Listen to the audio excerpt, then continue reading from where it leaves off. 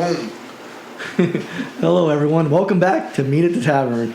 We just had we had half our podcast done, and Mother Nature Didn't like the subject. she didn't like the subject at all, so she shut us down. No lights. So welcome back to Meet at the Tavern. Just two average guys. That's Jack. I'm Dennis.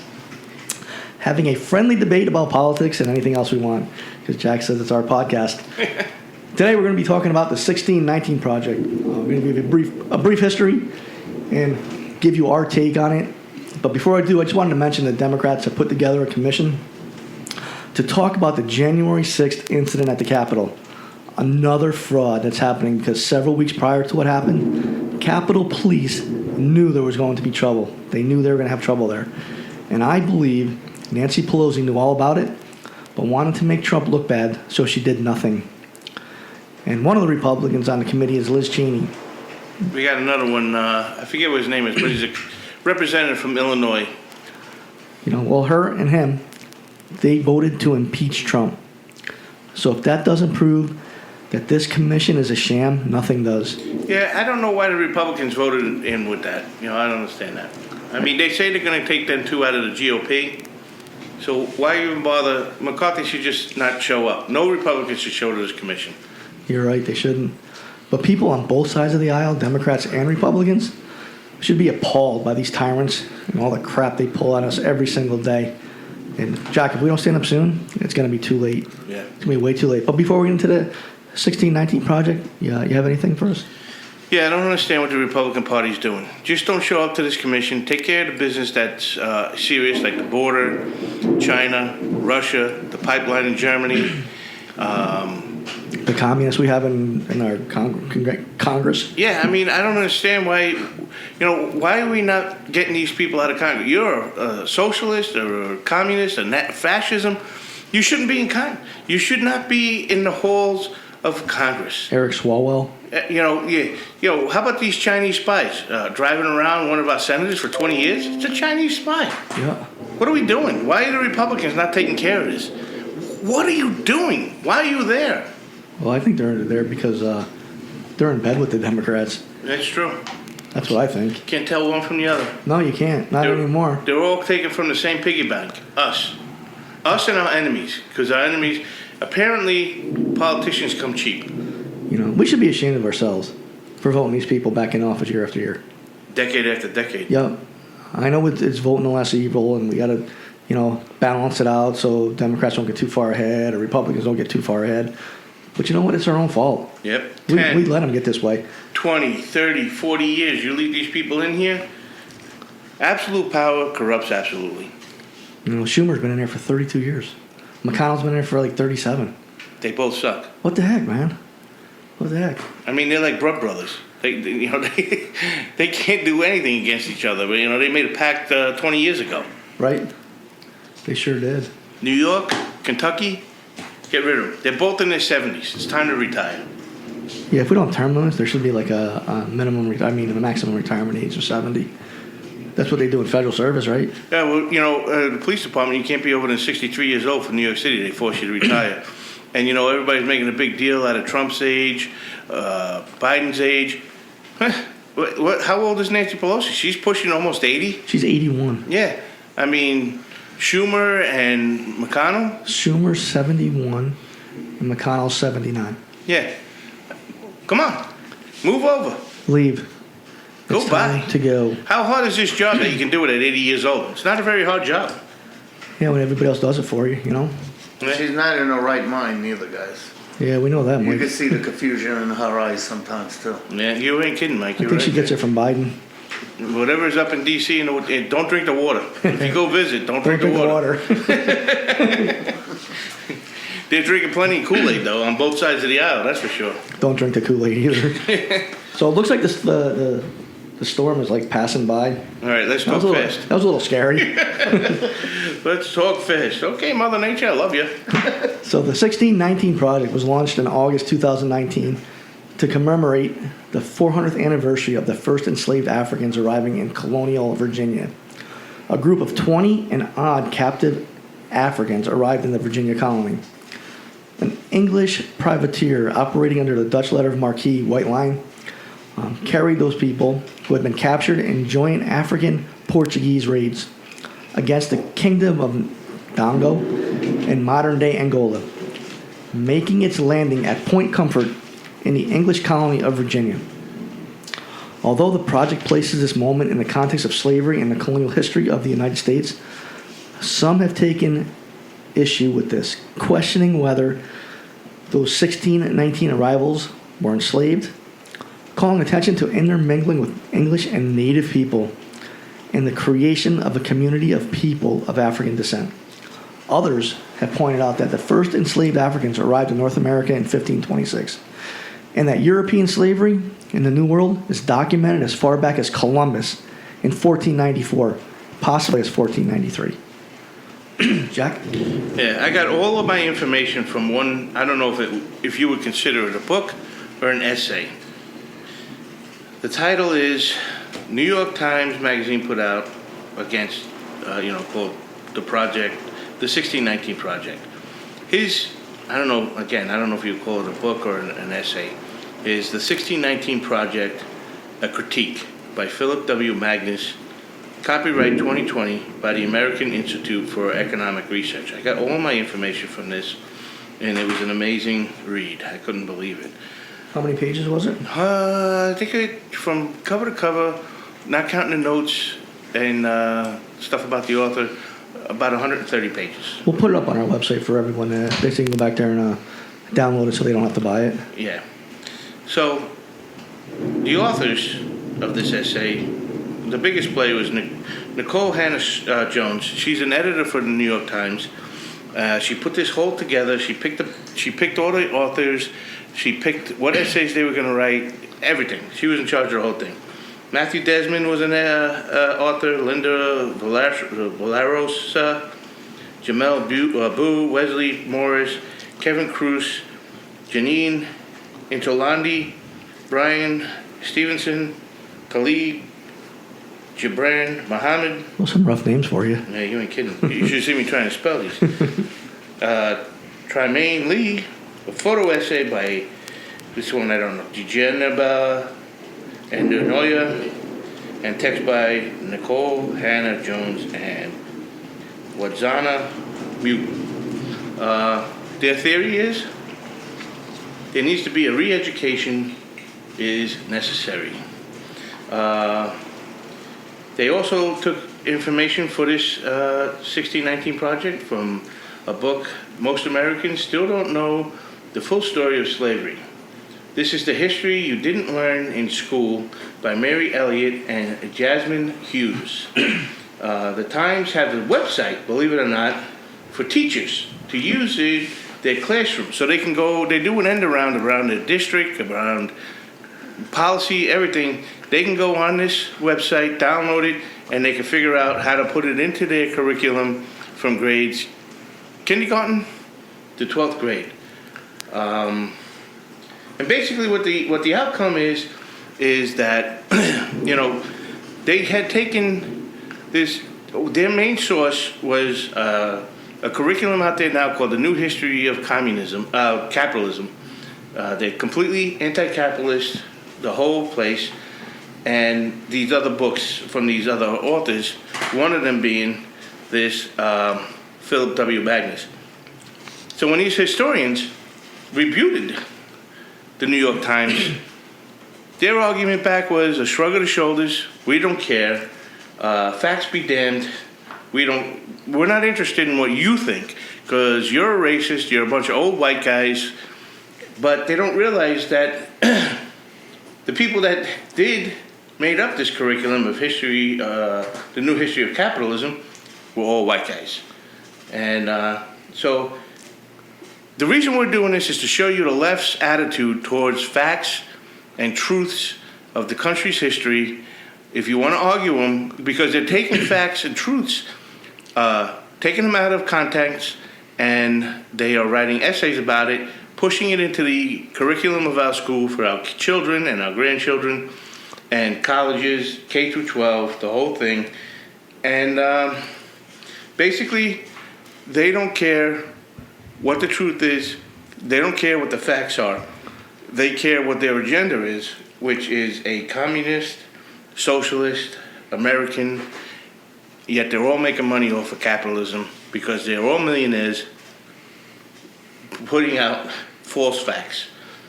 So I have 11 pages of notes. okay. So my notes from this book, or essay, whatever you want to call it, I'm going to call it a book, is not going to be able to fit in this podcast because we don't have enough time. But a lot of this information will be in our new book that me and Dennis are going to write this fall. United States Constitutional Groups, Two Average Guys. We can get more information in that book. Yes, we can. I just want to point out that the New York Times is a very liberal media outlet. And they're supposed to be the paper of truth. Yeah, not anymore. Not anymore, right? So the project dedicated an issue of the magazine to re-examine the legacy of slavery in the United States. At the anniversary of the 1619 arrival of the first enslaved people to Virginia, challenging national myths that emphasize the history of the United States, beginning with the signing of the Declaration of Independence and with the arrival of the Pilgrims in 1620. In 1619, I just got to point this out, Jack, we were not even a country yet. There was no United States. We were barely a colony. There was no USA. We were part of the British colony. There was not we weren't. No, we weren't the 13 colonies of Great Britain. It was Virginia. Yep, it was a British colony. So you have to take that into consideration when you talk about the subject. You know,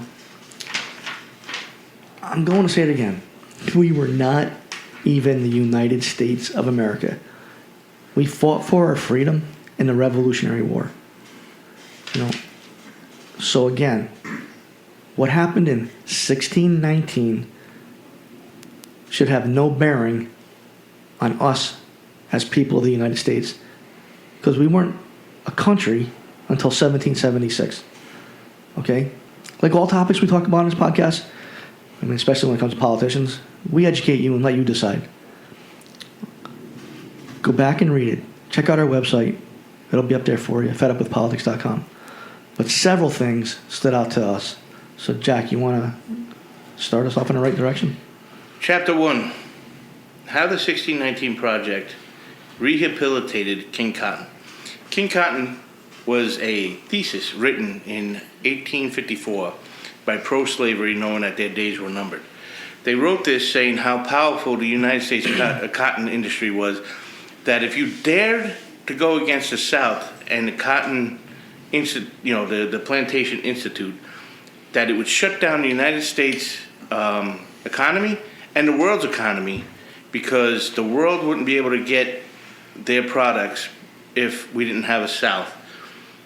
And they were wrong, because what happened was the Civil War came, they lost, slavery was ended, and Europe found their cotton from other places. So it wasn't as big as they thought it was. So again, Chapter 1 shows how the Democratic Racist Party always goes back to the beginning. Remember, we had a podcast how they started the Ku Klux Klan after the Civil War. They started Jim Crow law. They started busing. They did prison reform all the way up into the 90s.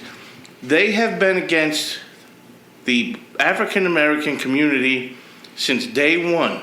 And yet the modern day Democrat Party continues to go back to this time to argue their case. They reinstitute King Cotton, which lost the South's Civil War because they didn't get the backing from Europe, because Europe said, well, I mean, if you're not going to give it to us, we'll find it from someplace else. There was a writer, Beckard, Beckard, it was his last name. And in his book, he wrote, slave-produced cotton as not just an integral part of American capitalism, but the very essence. And then later on, an author, Ed Batiste, who was reputed endlessly, and the New York Times didn't care, because the 1619 Project got all their information from The New History of Capitalism and this guy's book. And he describes slavery as the indispensable casual driver behind American wealth of today. He brings it all the way up to today. And it's all through King Cotton. They rehashed this essay that they had written in 1854 by a plantation owner congressman and later Confederate senator and an economic expert in that time, and they were proven completely wrong. So as Jack pointed out, the author was Nicole Hannah Jones. And she writes, one of the primary reasons the Revolutionary War was fought was in the defense of slavery. She bases her assumption from two historical events. The first is Somerset versus Stewart, which is a 1772 British legal case. It talks about how slaves could not be legally held against their will.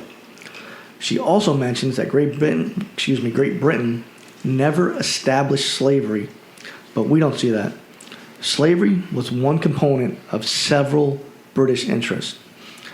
She failed to mention that slavery was not unique to North America, but slavery was in every civilized nation.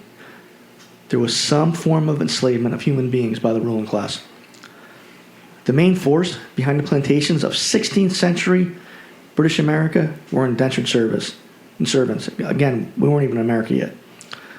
Those people, most of whom were white, were often criminals, runaways, or undesirables from England, who either volunteered or were forced into service. The Revolutionary War was fought for several reasons. 30 reasons. Jack, he numbered them going down in the Declaration of Independence. I'm going to read a couple of them. He has plundered our seas, ravaged our coast, burnt our towns, and destroyed the lives of our people. Sounds like the tyrants we have in Washington right now. All right? For depriving us, in many cases, of the benefit of trial by jury. That's an indentured servant. Again, I'm not going to read all 30 of those.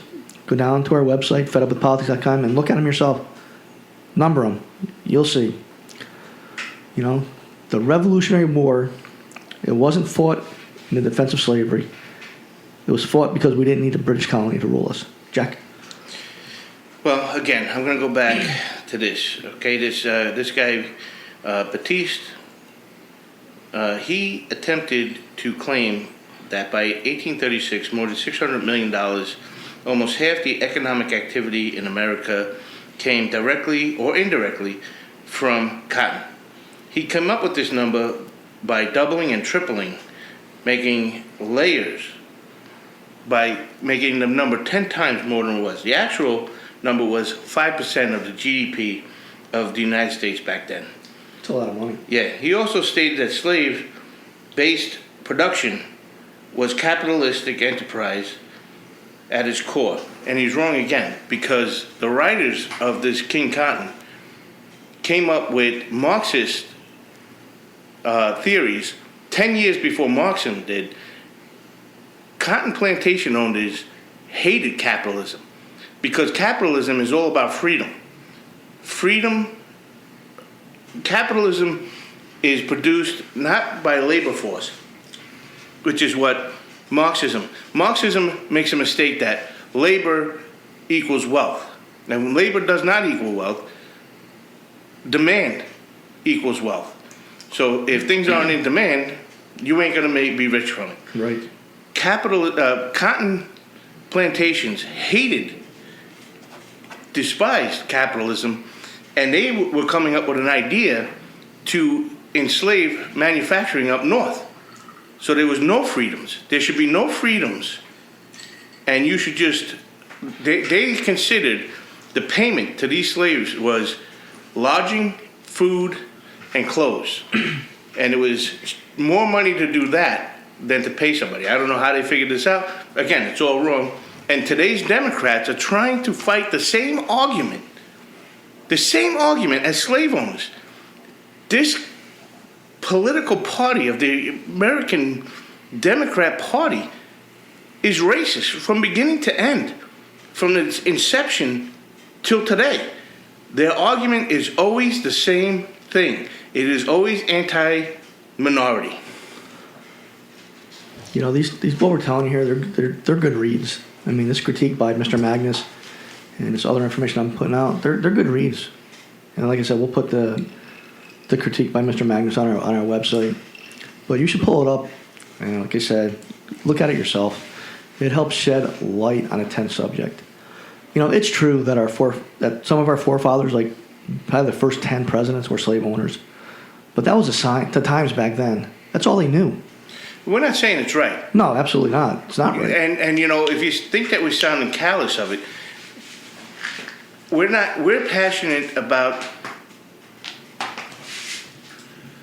We're passionate about today, and today's Democrats are arguing the same argument that plantation owners argued pre-Civil War, during the Civil War, after the Civil War, up until, like I said, to today.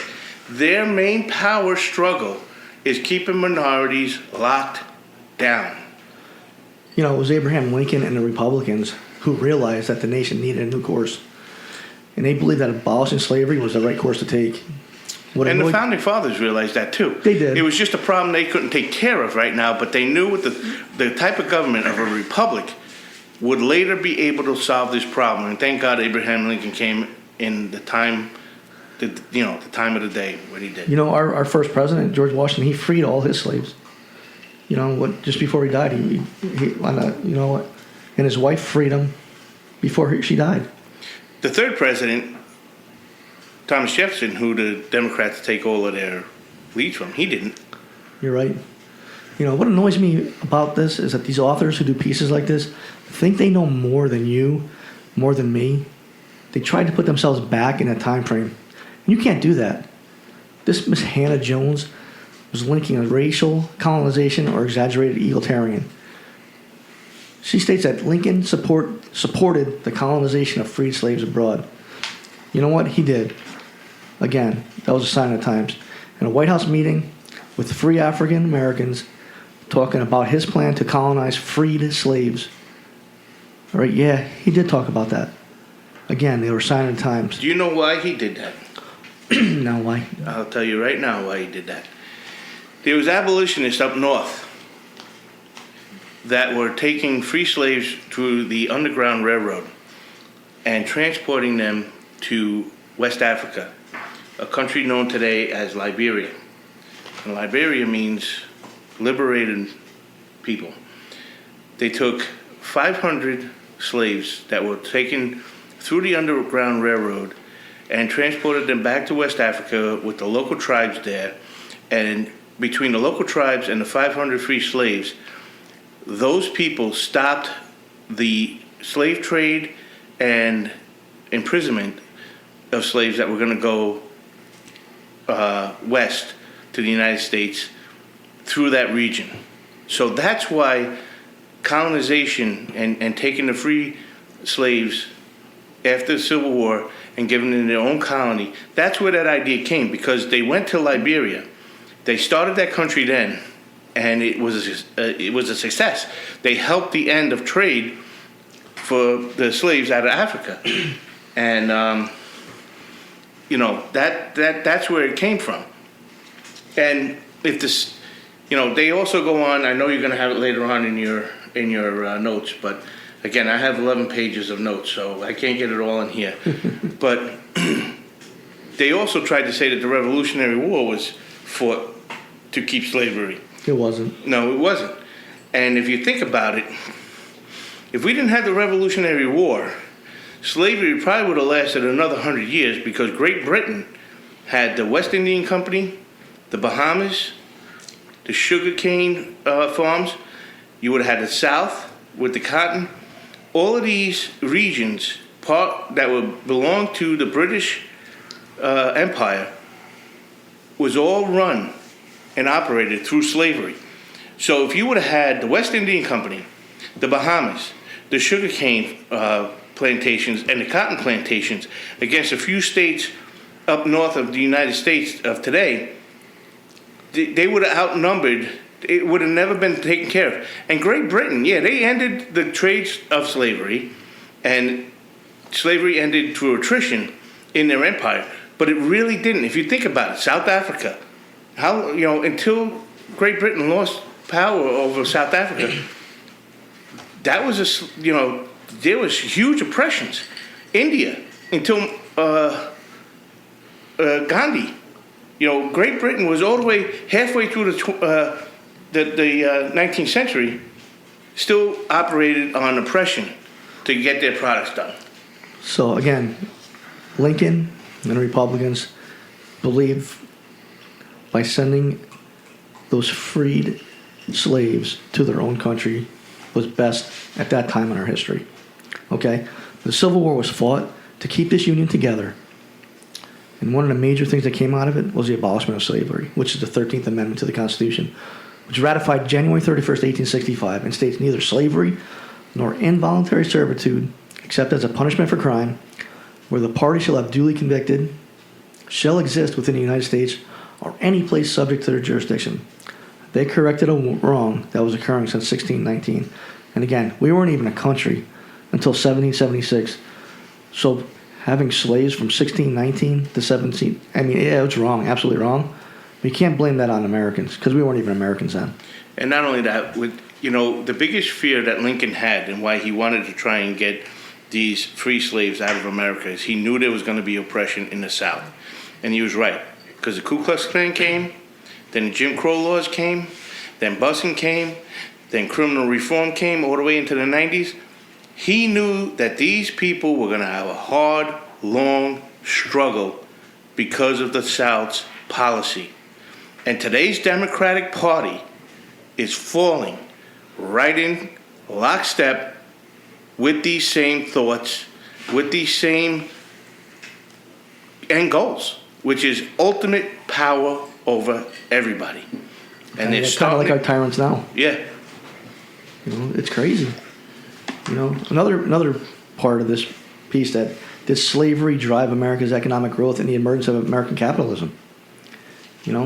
Slavery was a primary driver of American economic growth in the 19th century, and that it infused a brutality to American capitalism today. That was said by your Matthew Desmond. He was, like you mentioned, he was one of the contributors to this article. These contributors, I think, have no clue what they're talking about. His views are anti-capitalistic. We have enough problems with our radical Democratic colleagues trying to steer us towards socialism.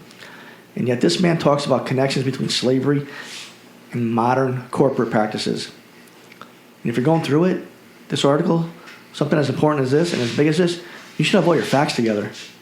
And not just throw assumptions out there. Assumptions only create problems. Again, slavery was abolished in 1865, 156 years ago.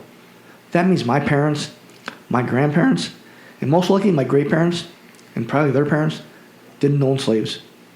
So people talking about slavery today like it still exists is morally wrong. They have no clue about slavery. So this guy Desmond, his thesis relies exclusively on scholarship from a highly contested school, as you mentioned, was the NHC. Yeah, National New History of Capitalism. The author of this critique asked Nicole Hannah-Jones, the project editor, about the errors. And you want to know what her answer was? She didn't care. This is what her answer was. Economists dispute a few of Batist's calculations, but not the book itself or its thesis. This is her argument back. Yeah, we don't argue that racism was terrible, but this man's information was completely wrong. Completely wrong to the point that he had Alan Olmsted and Paul Rhodes, where he got most of his information from, had to write a rebuke on how wrong he took their information out of context. When you write, like I'm telling you today, that I got all my information from the 1619 Project, a critique, and I'm telling you what was in this book. He had to put this same thing in his book, on the back of it, at the end of the page, whatever it is. He's quoting this book wrong, and the authors say, dude, you're making a shambles of my work, years to make this book. And the left's answer to that is, whatever. No. That's your opinion. Yeah, I get it. We all read things differently. We all take things differently.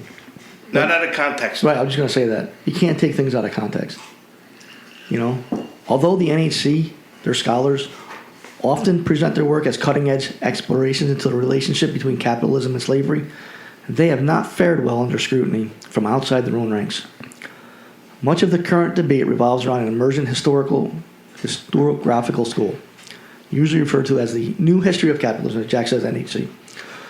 It's produced a sizable body of research condemning that the institution of slavery was an essential building block of American capitalism. At the same time, however, the NAC literature has come under intense criticism from economic historians who have long studied the same subject and who question both its use of evidence and its conclusions. Politicians and the media today want you to think, well, actually, they want you to think for yourselves. They want to do the thinking for you. They want you to listen. Yeah, they want to do all the They thinking want for you to obey. Yeah, that's what they want. They don't want you to think for yourself. They want you to believe that we can't get along in society. Black, white, male, female, Asian, Hispanic. We can't get along with anything we do. You know, these people running our country need to be fact-checked, since they are the ones with the biggest mouths and the biggest lies. Just like this 1619 project, it's got a lot of people worked up, Jack, and a lot of it is untrue. Yeah, and you want to know how many places? I don't think one news agency had taken over this. So, Chapter 2, funny you say this, is anti-capitalist ideology of slavery. So, today's Democrats are trying to say that yesterday's plantation owners were true capitalists. So, the first originators of capitalism were Adam Smith to the laissez-faire and free trade tradition of Richard Cohen and Frederick Bastiat. They were free markets and they hated slavery. The Democrats loved it and they fought to the death over it during the Civil War. So according to these liars who wrote the 1619 Project, they're trying to hold the tyranny of slave owners to today's free markets. So how can these people think they're right? When the capitalist works best, capitalism works best with freedoms and little oversight. And just like, I mean, what is the other name for capitalism is a free market. It says it right in the name. If you don't have freedoms, you don't have a market. Right. So where's their argument on this? It says it right in the name. These people don't care about facts, and they're wrong again. They always are wrong. That's what it seems like. As Jack pointed out earlier, the 1619 Project had many contributors. But what makes their background, what makes them an expert on slavery? Because the only people I know who could be experts on slavery are slaves themselves. There's no putting yourself in their shoes, because none of us today know what slavery is. You can say, yeah, I know what slavery is. We can teach our kids what slavery is, but you know what? Only a slave could tell you what slavery is. To go back to this economic thing, there was a guy, George Fitzhugh, and not only did he want to keep slavery, but in his writings, he became a huge debater and made a ton of money so he used to do debates up north against the abolitionists. And he had written Sociology for the South, or the Failures of Free Society, 1834. But he wanted to adopt slavery up north, and like I said before, into the factories, which again is what the Democrats want. If you think about it, Democrats want factories slaved. They want you to work in the same place for your entire life, and when you're done, you'll get a small pension when you're maybe 70 years old, but you're going to live in their apartment, you're going to take their health care, you're going to go through their schools, you're going to work in their factories. This is exactly what this guy wrote, debated, and argued in 1834. Thank you, Democrats. Thank you for taking us back 180 years. You know, they talk about these scholarly, not scholarly politicians, but scholarly teachers that we have, and they think they know slavery. They only ones that scholarly. He was the one I told you that wrote this out 10 years before Marxists did. Right. Scholarly would be the people who were slaves. There's no one today, not one person that says, I know what slavery's like. Because you know what? You're bullshitting me. Because you don't. You know who the biggest abolitionist was up in New York, up north? Who was it? It was the brothers, Lewis and Arthur Tappan. And they actually started the original credit check. Because you want to know what happened? They had a African-American preacher sit next to them in their pew in church. So the anti-slave movement, the Democrats went up north and they rioted at that church and they destroyed these two brothers' home and put them out of business through boycotts. So the one brother said, well, I'm not going out of business. And he worked out, today he opened up a credit Bureau. review. So companies could run credit through their company to make sure that they can get cash later on from another company. That's pretty good. You know, only one of the 5 you talked about have expertise in the historical period we were talking about. But her involvement was slavery, business, and migration. Desmond is a social oleologist specialized in present-day race relations. So what does he know about the issue of slavery Nothing. in the early days before America was born and with the abolishment of slavery? You're right. He knows nothing. He knows as much as you and I know. You know, he knows nothing between the years of 1775 and 1865 because most of his work, he knows less than us because he doesn't even know his work is wrong. because most of his work is 20th century or later. So how can you tell me he knows anything about that time between 1619 and 1865? He knows nothing. You know, the other contributors of this project specialize in the areas of recent history or social science. So I don't think they can claim expertise during this at all. No, they can't. And to go back to those riots, you know what those riots were called? The Tappan riots. Right. And it was Democratic slave owners who did this. And you know what? We knew about the Oklahoma riots. Remember they went over the summer? But the New York Times never wrote anything about the Tappan riots. These brothers were trying, they funded the Underground Railroad. Like millions of dollars. They were the biggest abolitionists in the North. But no modern day, no MSNBC, no NBC, no CNN ever talked about the Tappan riots. How come? Don't fit into their narrative. Right. You know, hey, I get it. You know, everybody wants to be a part of something bigger than themselves. And this project would make people look good. Okay? But if you're going to talk about slavery and the American Revolution and the Civil War, you should be an expert in that area, in those areas, because people are going to come at you and they're going to scrutinize everything you say because actually you have no expertise in that area.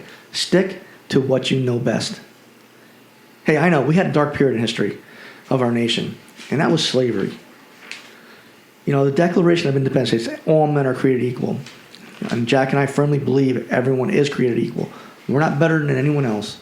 Just because someone has a better job, more education, different experiences, doesn't make you better. Just makes you been through a little bit more than other people. Okay? But when we read something as important as the 1619 Project and slavery, we want people that are experts in the field, that know what they're talking about. Because those people that put this article together had no clue. Had no clue, Jack. Well, I'm going to go back to now my book, Chapter 5, Fact-Checking the 1619 Project and its Critics. There's 5 different steps in this. So the first one that he went over was the American Revolution fought in defense of slavery? We know it wasn't. We already went over that. You know, slavery would have lasted many, many years after the Revolutionary War if we never got if we didn't win the Revolutionary War. Britain would have kept slavery going. The second one was Abraham Lincoln a racial colonizationist or exaggerated egalitarian? We told you why he wanted to send the free slaves to the colonies. They had done it one time already, and it was a success, and he knew the retributions that these people were going to live through, that we went through the last time on one of our podcasts, how the Democratic Party is racist, and they started the Ku Klux Klan, Jim Crow laws, busing, the whole thing. Number 3 was, did slavery drive American economy growth and the emergence of American capitalism? We know that? No. They're liars, and they don't have an argument to it. Their argument is a shrug of the shoulders. 4, did the 1619 Project seek adequate scholarly guidance in preparing this work? Again, we know, no, they didn't. The actual guidance of scholarly work that they did go through, they misquoted to the point where the scholars had to rebuke them. Take our name out of there. So, there you have it. They didn't do anything. You know, I find it funny today because, you know, organizations like Black Lives Matter, they talk about social justice reform, and they talk about slavery. How do they? What they don't know anything about slavery. You know, I think we all need to reset ourselves and be thankful. Number one, for being alive. Number 2, for being an American. Number 2, for being American. And number 3, for being who you are. It doesn't matter if you're black, white, male, female, because you know what? We're humans. You know, we're more alike than we are different. Yeah. And just because of your skin color doesn't make you better than anybody else. But I think, you know, BLM, they're giving out a false message to people that if you're white, you're better than me, and it shouldn't be, you know. But what has BLM done to help the situation over the last 18 months with this pandemic? You know, they were awarded a $12 million grant for social programs, and I couldn't find anything of what they'd done with it. But what I did find is their leader, who was, you know, one of their founders, who has since stepped down, bought like $3 million houses. Oh, all kinds of property. That's why she had to step down. So why is it, and BLM, it could probably be a great avenue for people to go to, but you know what? You need the right leaders in there. Because, listen, there's problems in America. There's problems in Britain. There's problems in Russia. There's problems everywhere across the world. But you know what? We can come together. Well, and we can fix that. Yeah, because we're free. Right. The United States government lets you correct the wrongs. Communism doesn't. Nope. Fascism doesn't. Socialism doesn't. You are under one rule, and that's it. You know, this author, Miss Hannah Jones, and the New York Times should be ashamed of themselves for printing something that is misleading and wanting to create division in America. And that's all they're creating, Jack, is division in America. They're putting blacks against whites. And you know what? It doesn't happen. There's no way the people who contributed to this project knew anything about slavery. During the historical period from 1619 to 1865, slavery was an accepted practice, not only in America, but all over the world. That's what the ruling class did. We mentioned it. We were black, white, we were indentured servants to the ruling class. And Abraham Lincoln came around and said, you know what? Enough is enough. Everyone's equal. But yet, the African American community still supports Democratic candidates. Why? I don't get it. I don't get it, Jack. Yeah, well, Chapter 6, the case of retracting Matthew Desmond 1619 Project essay. And this is what it said. Imagine worrying about history over politics. Right there lies the problem. They're worrying about politics instead of the history. How do you agree with the people of the New York Times when you prove an essay is false? Not mistaken, but false. And the editor says, communists, they dispute a few of Batiste calculations, but not the book itself, nor its thesis. These people are self-righteous, self-serving, and the rest of us are just a bunch of assholes. That's what they want us to think of. Yeah. But I've been reading a book. It's called Target JFK, The Spy Who Killed Kennedy. It's actually a real good book. But I just wanted to read this one part. And it stood out to me. I mean, it actually hit me in the face.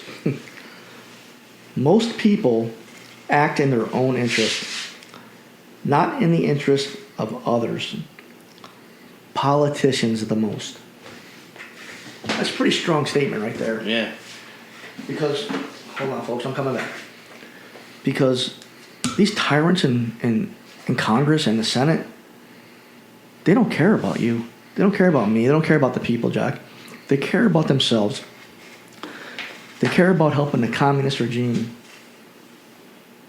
It's crazy. And there's so many people that are still sleeping in society that, that just don't get it. And we need to wake them up. We need to let them know that this 1619 project could have been a good read if it was done right. But it was just a liberal lie, just like everything else that the Democratic left puts out. I think the 1619 project was already written by the historians that reputed this thesis. And this is the last thing I'm going to say about this, right? We're at the end? Sure. Okay. It's chapter 7, and it's the lag between the working class and the rich. Myself, I believe it has two problems. Number one, because there is a lag between the working class and the rich. Oh, there is. But here's the problem with it. Number one, if we would have stayed in the gold standard in the U.S. with the U.S. dollar would have been worth much more, and your working class would have been so much more rich for it, because we would have had something to base our U.S. dollar on. If we didn't get rid of that and go to the fiat, you wouldn't have to make $100,000 a year, because if you make $100,000 a year, it's like you made $25,000 a year back before this gold standard was gone. Number two, if our politicians weren't so dependent on the rich people of their money to keep getting reelected, maybe there would be more money for the workers, for the union members. Let's think about, with all the thousands of politicians running for all different offices in this country on different levels, maybe if it wasn't such a big piece of the pie wasn't being sent from corporations and businesses so that these assholes can keep their job. I mean, look at two people running for office, Biden and Trump. They spent billions of dollars for that job of our money. It was all donated through unions, through corporations. If these corporations didn't have to, because it's a payoff, they're like the mafia. If we didn't have to pay off these politicians so they could get their job, if we would have stayed in the gold standard, had these guys do normal size fundraising, how is it that it's billions of dollars, $2 billion, to get elected to the United States office, president? I mean, that could put a lot of food on a lot of people's tables. To show you how important that some of these people want power, Mr. Hastings died a couple months ago. Elsie Hastings in Florida. There's one candidate who's already put in $2 million of her own money. And she's willing to put another $1 million to have the power.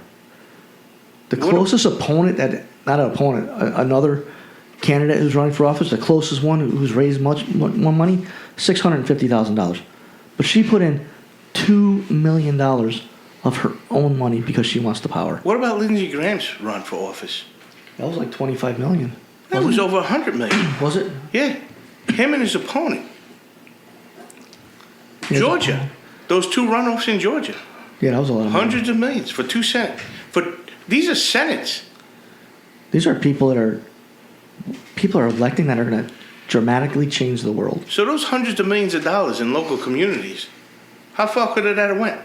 My gas wouldn't have to be raised 2 cents every year for the next 6 years to do road repair.